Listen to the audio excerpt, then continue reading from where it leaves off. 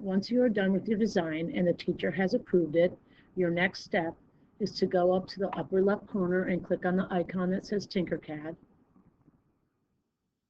It will bring you back to your gallery. Find the design you want. Click on it once. Scroll until you see Download for 3D Printing. It's going to give you an option. From this option, choose .stl, which we talked about in class.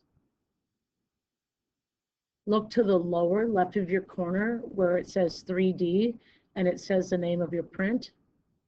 Click on it and it's going to open a new screen.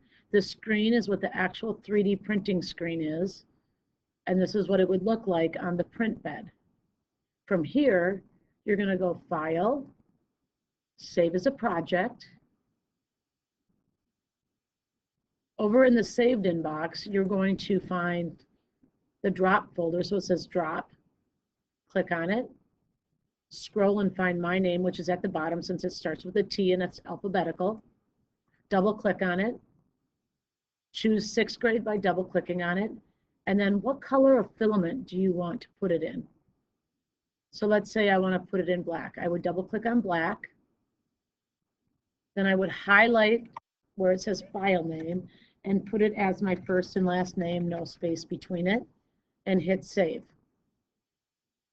Once you've completed that step, you can close out of this window. You can come and tell the teacher that you saved it so she can verify that it's saved in the correct location, and then you are done with your 3D print, and hopefully it will print. Thank you.